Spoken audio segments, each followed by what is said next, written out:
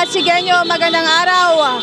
Sa pagpapatuloy ng pangampanya ng mga kandidato dito sa Barangay Bangbang at sa iba pang bahagi ng lungsod ng Pasig ay nagsasagawa sila ng iba't ibang pamamaraan upang tawagin o suyuin ang mga botante. Kasalukuyang isinasagawa ng Team Make It Happen sa pangunguna ng Kapitan Aspirant na si Chief Rodel Samaniego ang kanilang motorcade.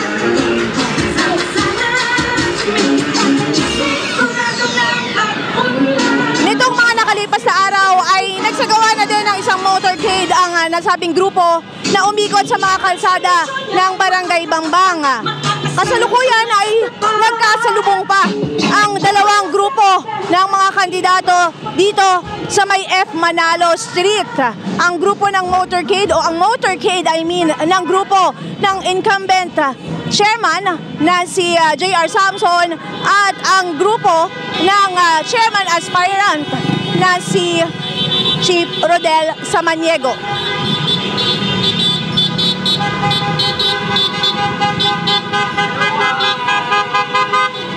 Kasama sa grupo ni Chief Rodel Samaniego si Raymond Balbuena, si Zoilo Mercado, ganun din si Junix, Tris, Noel Picadizo at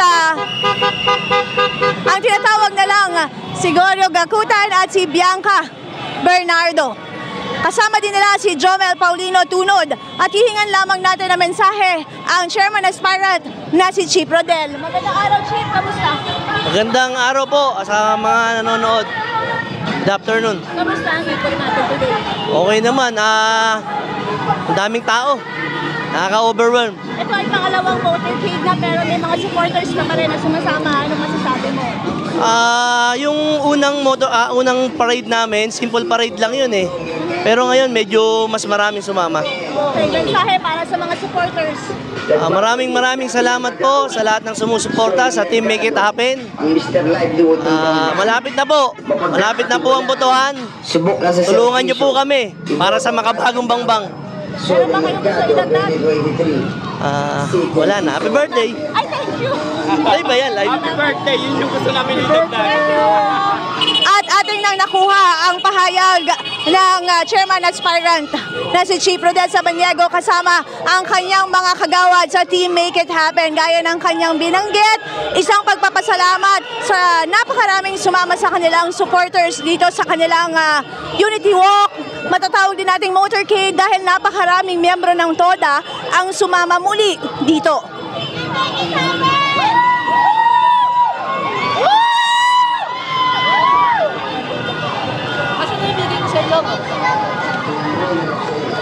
Ang grupo ni Chief Rodel Samaniego o tinatawag na Team Make It Happen ay binubuo nila June Tris Kebilan, Gorio Gakutan, Raymond Santos Balbuena, Jomel Paulino Tunod at ganoon din kasama din dito si Bianca Bernardo, Noel Picadizo at si Zoilo Mercado. At hingin lang natin ang mensahe kung bakit po tayo sumusuporta sa Team Make It Happen. Para sa pagbabago! Ano ba gusto niyo iparating sa mga kabarangay ninyo? Para sa kagulat at katahimikan. No more drugs! At ating narinig ang pahayag ng isa sa mga taga-suporta ng grupong Team Make It Happen.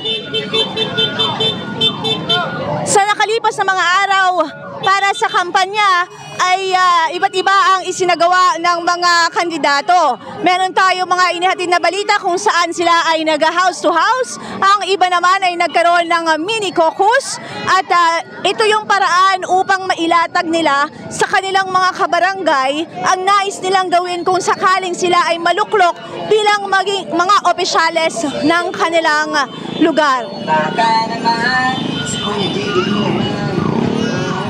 Karagdagan pa, ang ilan sa mga kandidato ay talaga namang personal na nakipag-ugnayan sa kanilang mga kabarangay.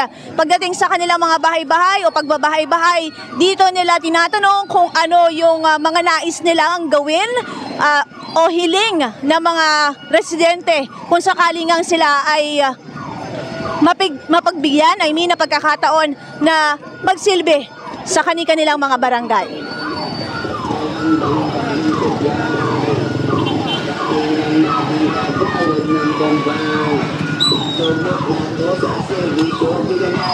Kanina nakapanayam natin si Chief Rodel at binanggit nga niya ang kanyang pasasalamat para sa mga sumuporta. Ayon din sa kanya, yung nauna ng motorcade ay mini motorcade pa lamang nila, kung kaya kasundan nitong grand motorcade na muli ay iikot sa mga kalsada ng Bambang.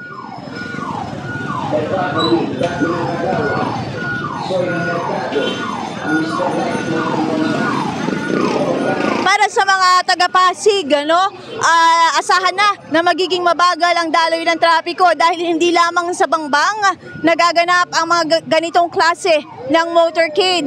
Sa iba't ibang bahagi ng lungsod ay may mga unity walk na isinasagawa ang mga kandidato. Ganon din, may motorcade din naman yung iba.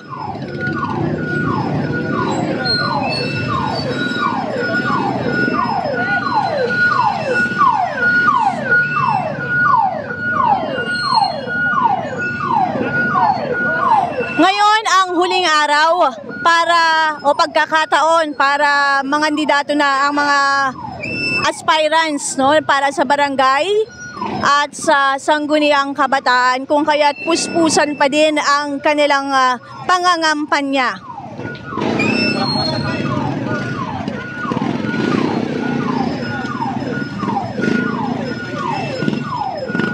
Sa ating nakita ngayon ay medyo madami-dami ang mga miyembro ng TODA na sumama sa grupo ni Chief Rodel.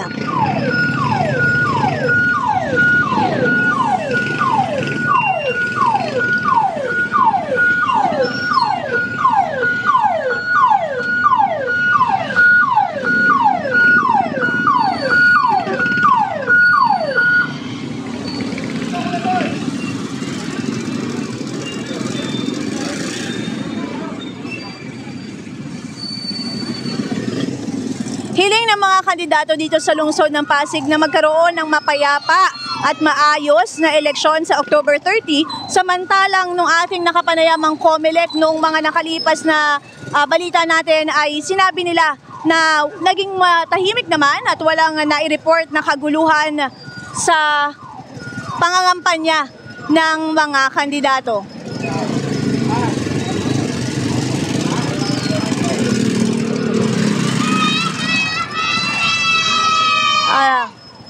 At napansin lang natin medyo naputol yung motorcade nila. Ayon sa ilan sa mga nakausap natin na mga TODA ay meron pang ilan na mula sa kanilang grupo ang kasunod nitong motorcade na ito.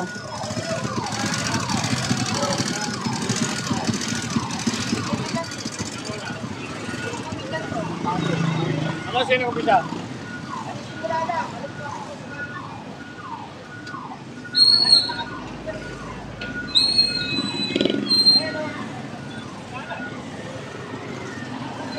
Kanina, pasasalamat ang ipinarating ni Samaniego para sa mga sumuporta nga sa kanilang grupo.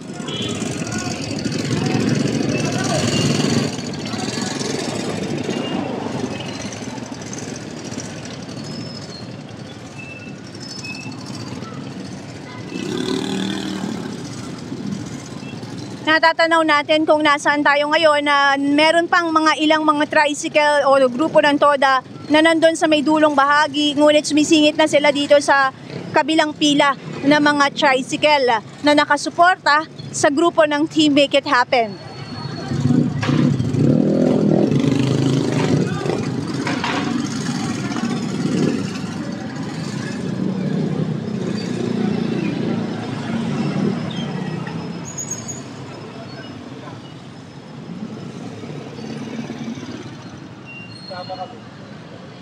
At sa darating na October 30, hiling lamang ng mga kandidato na maging mapayapa ito, maayos at nais nila na ang mga botante ay mag-isip ng tama upang maiboto nila ang maninilbihan sa kanilang mga lugar ng wasto. At mula dito sa Barangay Mambang, ako si Luan Peñano para sa latest ng iNews Pasig.